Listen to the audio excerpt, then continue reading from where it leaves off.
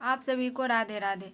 आज हम बायोलॉजी के टॉपिक ऊतक यानी टिश्यू से रेलवे में जितने भी सवाल पूछे गए हैं उसको कंप्लीट करेंगे। अगर आप टॉपिक YP YQ करना चाहते हैं तो प्लेलिस्ट से जाकर देख सकते हैं। क्वेश्चन शुरू करने से पहले हम छोटी सी एक रिवीजन करते हैं। क्या है ऊतक यानी टिश्यू।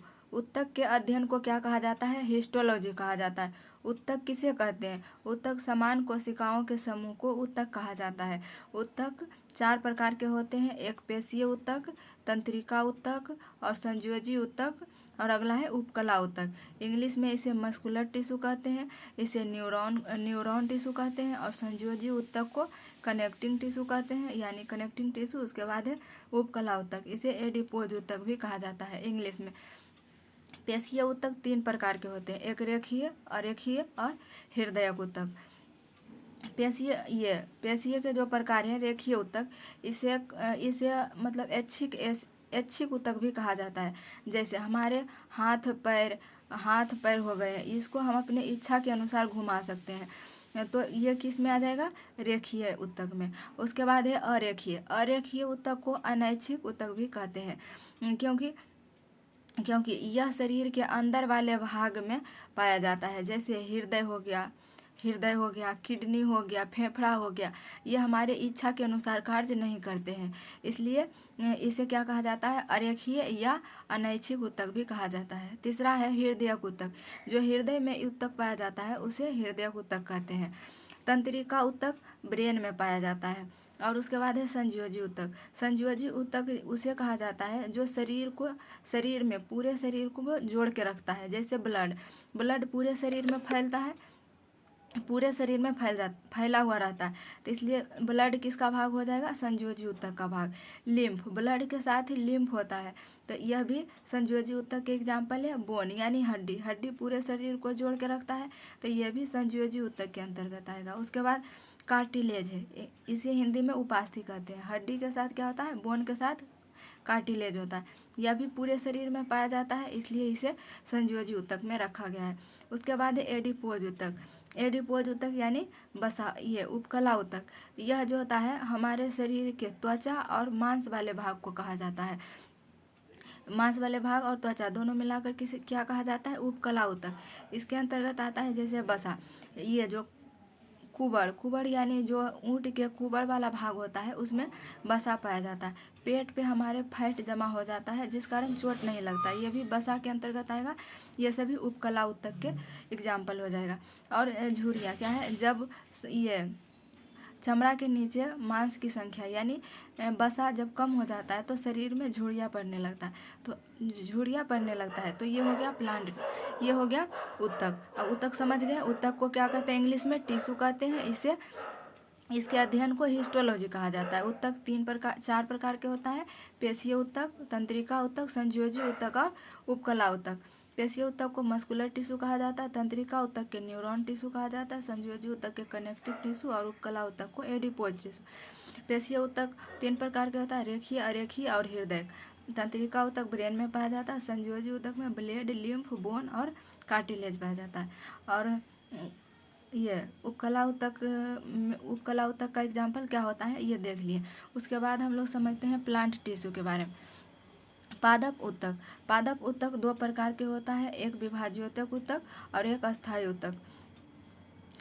विभाज्योतक ऊतक में जिस कोशिकाओं में विभाजन हो सकता है उसे विभाज्योतक ऊतक कहते हैं, और जिसमें विभाजन नहीं होगा उसे अस्थायी ऊतक कहते हैं। विभाज्योतक ऊतक 3 प्रकार के होता है, शीर्ष विभाज्योतक ऊतक, पार्श्व विभाज्योतक ऊतक और अंतर्वेशी विभाज्योतक। शीर्ष विभाज्योतक ऊतक वैसे वहाँ पाया जाता है जहाँ पौधे में अग्र भाग में वृद्धि होता है, यानी शीर्ष में वृद्धि होता है वहाँ शीर्ष विभाज्योतक होता है। और पार्श्व विभाज्योतक पौधे को मोटाई में मदद करता है। पौधा अगर मोटा हो रहा है तो वहाँ कौन सा ऊतक है? पार्श्व विभाज्योतिकी ऊतक है। और अंतर्वेशी विभाज्योतिकी ऊतक यह जड़ में पाया जाता है। उसके बाद है अस्थायी ऊतक, 2 प्रकार के होता है, एक सरल अस्थायी ऊतक, दूसरा है जटिल अस्थायी ऊतक। सरल अस्थायी ऊतक एक ही प्रकार के ऊतक से जो बना रहता है उसे सरल अस्थायी ऊतक कहते हैं, और जो एक से अधिक प्रकार के कोशिका से बना रहता है उसे जटिल ऊतक कहते हैं। सरल ऊतक 3 प्रकार के होता है, मृदु ऊतक, स्थूल कोण ऊतक, तीसरा है दृढ़ ऊतक। इंग्लिश में इसे पेरेनकाइमा कहा जाता है, इसे कोलेनकाइमा कहा जाता है और दृढ़ ऊतक को स्क्लेरेनकाइमा कहा जाता है। मृदु ऊतक का काम होता है, मृदु ऊतक जहाँ पेड़ में जहाँ जहाँ सॉफ्ट वाले भाग हैं, जैसे पत्ती हो गया, फल के भाग हो गया, ये सब सॉफ्ट वाले भाग होंगे, वहाँ मृदु ऊतक पाया जाएगा। और स्थूल कोण ऊतक क्या करता है, जहाँ पौधे लचीलापन होता है वहाँ स्थूल ऊतक पाया जाता है और यह पौधे को सहारा भी देता है। उसके बाद है दृढ़ ऊतक। दृढ़ ऊतक कठोर वाले भाग में दृढ़ ऊतक पाए जाते हैं, जैसे नारियल हो गया, नारियल का ऊपर वाला छिलका कितना कठोर रहता है, तो वो वहाँ पे दृढ़ ऊतक पाया जाता है। यह पौधे को मजबूती भी प्रदान करता है। उसके बाद है जटिल ऊतक। जटिल ऊतक 2 प्रकार के होते हैं, एक जाइलम और दूसरा फ्लोएम। जाइलम और फ्लोएम। जाइलम में जल का परिवहन होता है, जल का परिवहन और खाद्य, यह जाइलम में जल का परिवहन और खनिज लवण का परिवहन होता है, जबकि फ्लोएम में खाद्य पदार्थ का परिवहन होता है। तो भोजन का परिवहन फ्लोएम में होता है और जल का परिवहन जाइलम में होता है। जाइलम और फ्लोएम को संवहनी ऊतक भी कहा जाता है। इसके बाद तो हम लोग समझ लिए। अच्छा, इसको एक बार देखना चाहेंगे तो फिर से देख लीजिए। पादप ऊतक 2 प्रकार का होता है, एक विभाज्योतक ऊतक, दूसरा अस्थायी ऊतक। विभाज्योतक ऊतक 3 प्रकार के होता है, शीर्ष विभाज्योतक, पार्श्व विभाज्योतक और अंतर्वेशी विभाज्योतक। अस्थायी ऊतक भी 2 प्रकार के होता है, सरल ऊतक और जटिल ऊतक। सरल ऊतक 3 प्रकार के होता है, मृदु ऊतक, स्थूल कोण ऊतक यानी दृढ़ ऊतक, यानी ये पेरेनकाइमा, ये कोलेनकाइमा और स्क्लेरेनकाइमा। और जटिल ऊतक भी 2 प्रकार के होता है, जाइलम फ्लोएम। जाइलम फ्लोएम को क्या कहा जाता है, संवहनी ऊतक भी कहा जाता है। तो ये था रिवीजन। अब हम लोग चलते हैं पहले क्वेश्चन की तरफ। पहला सवाल की है, कोलेनकाइमा। कोलेनकाइमा ऊतक डैश की कोशिकाएं, कोलेनकाइमा ऊतक की कोशिकाओं डैश से कोनों पर मोटी हो जाती है। आंसर हो जाएगा ऑप्शन सी, सेल्यूलोज और पेक्टिन। अगला सवाल है 2 नंबर, कहता है डैश ऊतक में कोशिकाएं जीवित, लंबी और कोनों पर अनियमित रूप से मोटी होती है। आंसर हो जाएगा ऑप्शन सी, कोलेनकाइमा। अगला सवाल है 3 नंबर, कहता है डैश ऊतक एकमात्र पादप ऊतक है जो कोशिका विभाजन द्वारा नई कोशिकाओं का उत्पादन करता है। आंसर हो जाएगा ऑप्शन सी, विभाज्योतक या मेरिस्मेटिक ऊतक।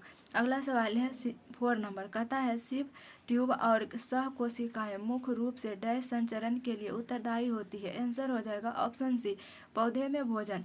अगला सवाल है 5 नंबर, कहता है पौधे के तनों में छल्ले के रूप में पाई जाने वाली आकृति जो उनकी वृद्धि होती है में निम्न में से ऊतक पाए जाते हैं। आंसर हो जाएगा ऑप्शन ए, लैटरल मेरिस्मेटिक ऊतक। अगला सवाल है 6 नंबर, कहता है एक पौधे के तने या जड़ का घेरा किस कारण बढ़ता है। आंसर हो जाएगा ऑप्शन ए, लेटरल मेरिस्टेम। अगला सवाल है 7 नंबर, कहता है कि कौन विकल्प तने और जड़ों की शीर्ष पर पाया जाता है। आंसर हो जाएगा ऑप्शन ए, शीर्ष विभाज्योतक।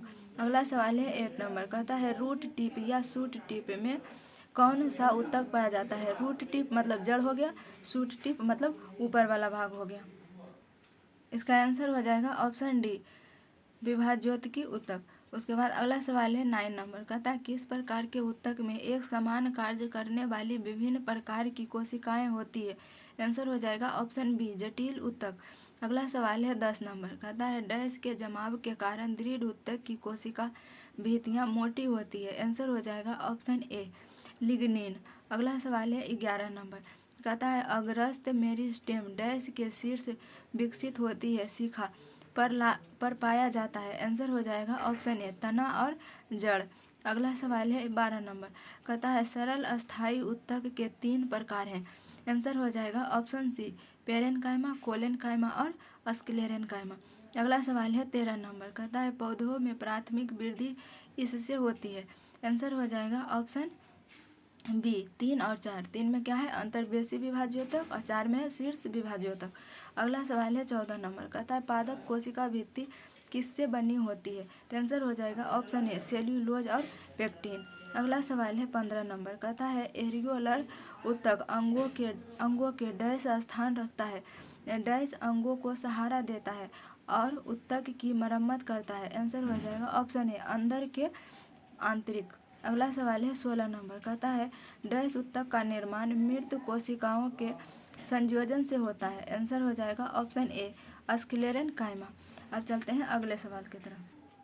अगला सवाल है 17 नंबर, कहता है डैश उत्तक कोशिकाएं अलग अलग प्रकार के अस्थायी उत्तक बनाने के लिए पृथक होती है। आंसर हो जाएगा ऑप्शन सी विभाज्योतक उत्तक। अगला सवाल है 18 नंबर, कहता है किन उत्तकों में कोशिकाएं जीवित होती है, लंबी और कोनों पर अनियमित रूप से स्थूल होती है। आंसर हो जाएगा ऑप्शन डी कोलेनकाइमा। अगला सवाल है 19 नंबर, कहता है पादप उत्तक मुख्यतः दो प्रकार के होते हैं, डैश और डैश। आंसर हो जाएगा ऑप्शन सी विभाज्योतक उत्तक और अस्थायी उत्तक। पादप उत्तक दो प्रकार के होते हैं, विभाज्योतक उत्तक और अस्थायी उत्तक। अगला सवाल है 20 नंबर, कहता है एक्वारेजिया में अम्लों का अनुपात है। आंसर हो जाएगा ऑप्शन डी 3 और 1। अगला सवाल है 21 नंबर, कहता है डैश उत्तक की कोशिकाएं बहुत सक्रिय होती है, इनमें घने कोशिका द्रव यानी साइटोप्लाज्म, पतली कोशिका रस, भित्तियां, मुख्य नाभिक और कम रिक्तिकाएं होते हैं। आंसर हो जाएगा ऑप्शन ए विभाज्योतिक उत्तक यानी मेरिस्मेटिक उत्तक। अगला सवाल है 2 नंबर। अगला सवाल है 22 नंबर, कहता है कि पौधों में लचीलापन डैश उत्तक के कारण होता है। तो आंसर हो जाएगा ऑप्शन सी कोलेनकाइमा। अगला सवाल है 23 नंबर, कहता है पौधों में फ्लोएम का कार्य होता है। आंसर हो जाएगा ऑप्शन ए खादों का परिवहन।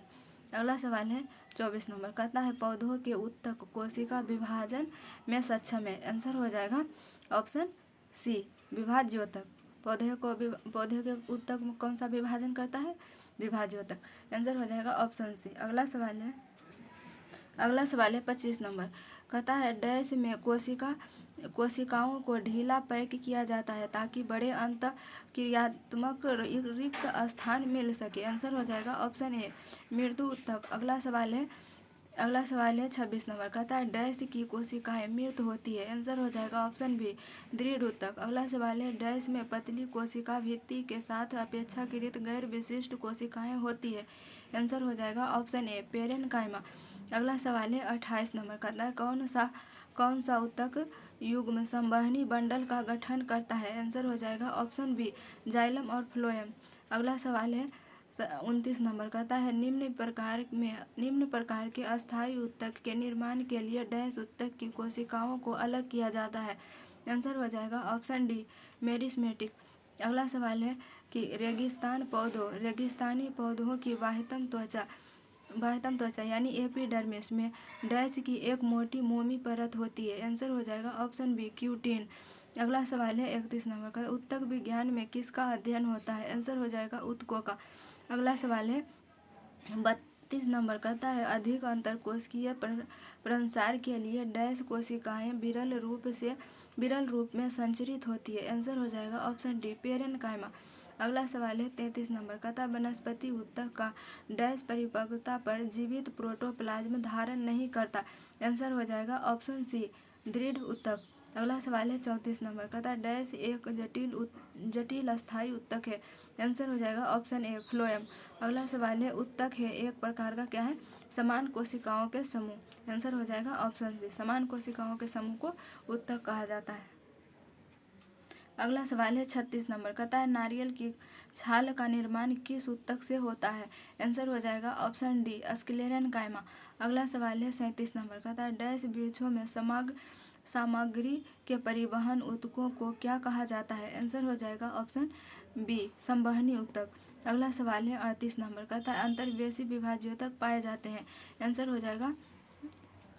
हो जाएगा पत्तियों के तल वाले भाग में पाए जाते हैं। अगला सवाल है 39 नंबर, कहता है कि कौन जाइलम का प्रकार नहीं है। आंसर हो जाएगा ऑप्शन बी सिव ट्यूब। अगला सवाल है 40 नंबर, एक वृक्ष की बाहरी संरक्षी परत होती है। आंसर हो जाएगा option C बल्कल।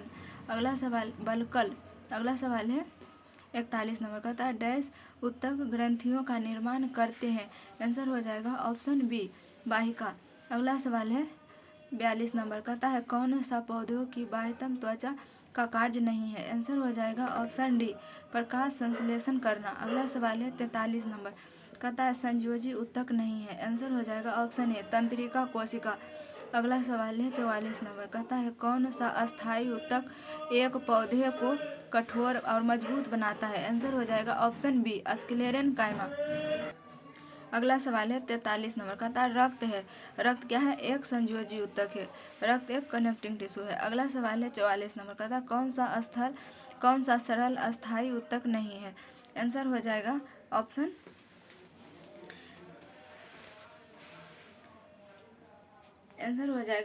Option B, xylem. अगला सवाल है, आंसर क्या हो जाएगा? Option B, xylem. अगला सवाल है 45 नंबर, कहता है स्ट्रेटिफाइड स्क्वैमस एपिथेलियम किस में मौजूद होता है। आंसर हो जाएगा ऑप्शन डी, त्वचा।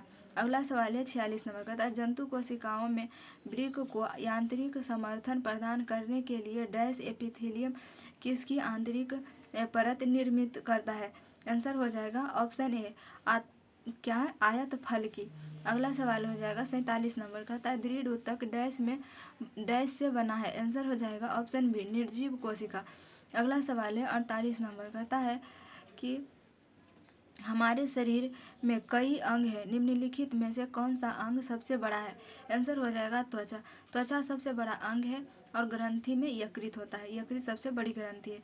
उसके बाद अगला सवाल है 49 नंबर, कहता है पेशी ऊतक कितने प्रकार के होते हैं। आंसर हो जाएगा ऑप्शन सी, 3 प्रकार के होते हैं। पेशी ऊतक 3 प्रकार के होते हैं। अगला सवाल है 50 नंबर, कहता है ऊतक क्या है। आंसर हो जाएगा ऑप्शन डी, वे कोशिकाएं जो मूल रूप से दिखने में और कार्य करने में समान होती है।